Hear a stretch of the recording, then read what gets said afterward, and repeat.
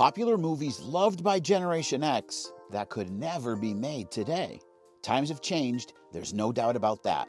What was considered hilarious, edgy, or even normal in the 80s and 90s, well, some of it just wouldn't fly in today's world. But for Gen X, these movies were a huge part of our youth, and despite the flaws, they remain classics. Today, we're diving into popular movies loved by Gen Xers that could never be made today.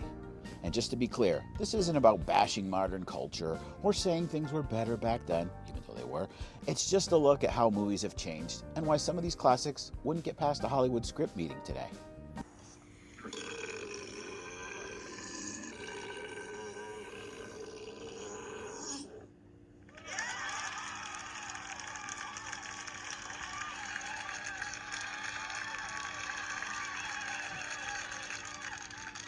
Number 1, Revenge of the Nerds, 1984. Why we loved it? It's a classic underdog story, nerds versus jocks, filled with outrageous pranks and over-the-top humor. Why it wouldn't be made today? Well, some of the film's most famous scenes involve serious ethical issues, like spying on sorority girls and that infamous mass scene in the funhouse. What was played for laughs in the 80s would be seen as deeply problematic today. It's still a cult classic, but modern audiences view it differently. Next on the list is 16 Candles. Why we love it? Well, John Hughes captured the awkwardness of high school perfectly. Why wouldn't it be made today? Well, the character of Long Duck Dong, for one. He's a walking stereotype that would never pass today. What's happening, hot stuff?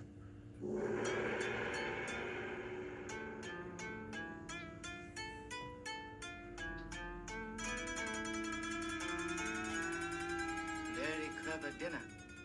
Appetizing food fitting neatly into interesting round pie. It's a quiche. How do you spell?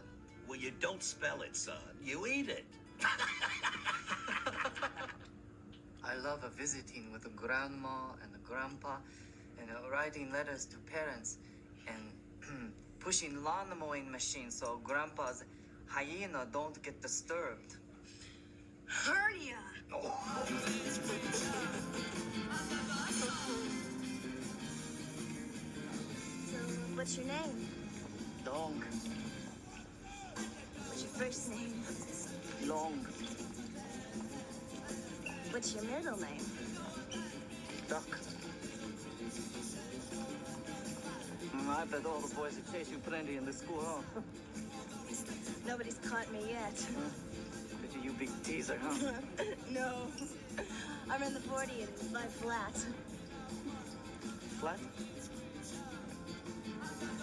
And the movie also includes questionable depictions of consent, with one scene implying that a popular jock doesn't remember what happened the night before. Now, while Gen X still loves it, even Molly Ringwald has admitted parts of the movie haven't really aged well. Blazing Saddles, a bit early for Gen X, but it was loved by Gen X. Why? Well, because it's an outrageous and daring comedy, one of the most outrageous and daring comedies ever made. Why wouldn't it be made today?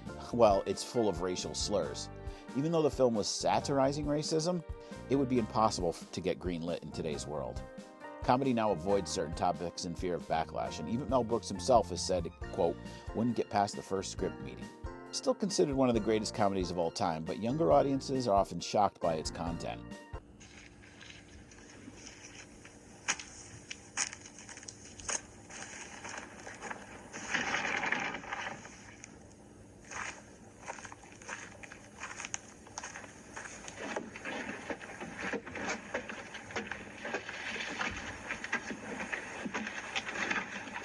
Excuse me while I whip this out.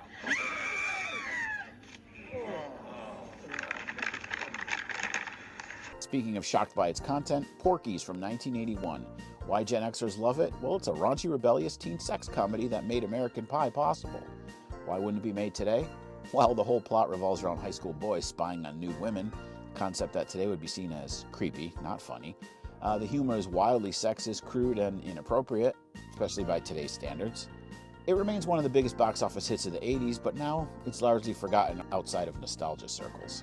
Another comedy, Ace Ventura, Pet Detective from 1994. Why we loved it? Well, it's Jim Carrey's over-the-top breakout performance that turned him into a comedy superstar. And the movie eventually became a comedy classic, but it wouldn't be made today. The movie's entire third-act twist involves making fun of a transgender character, with a huge reaction of disgust from the other characters.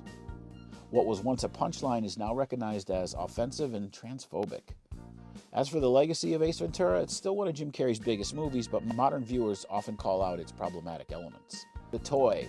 Why Gen X loved it. Richard Pryor was in his prime, at his acting and comedic peak, and the film had a mix of slapstick and social commentary, but it wouldn't survive in today's world.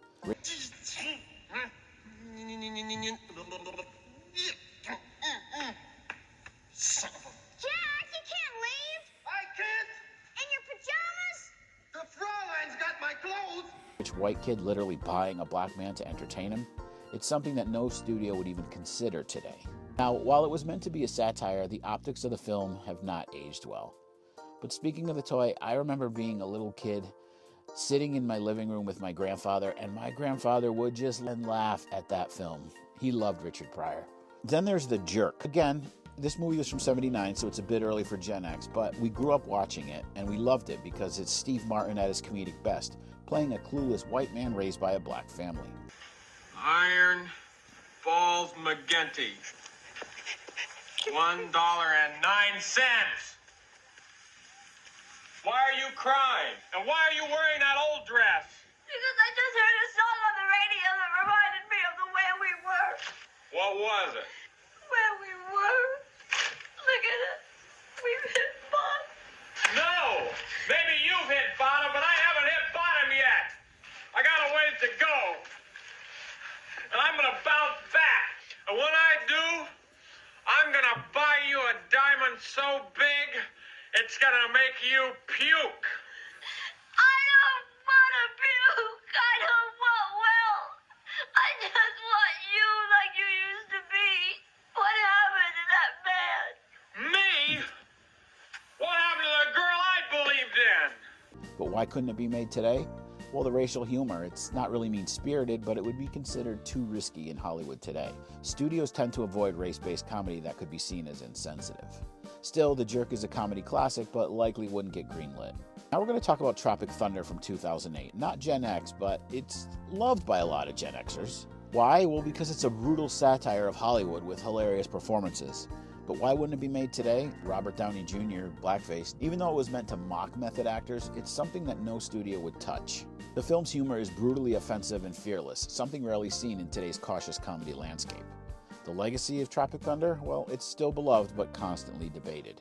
So there you have it, classic Gen X movies that Hollywood wouldn't dare make today.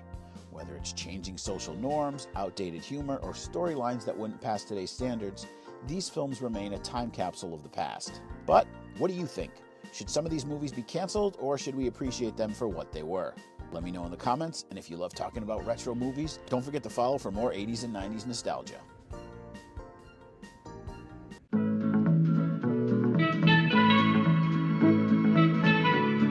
Sha-la-la-la.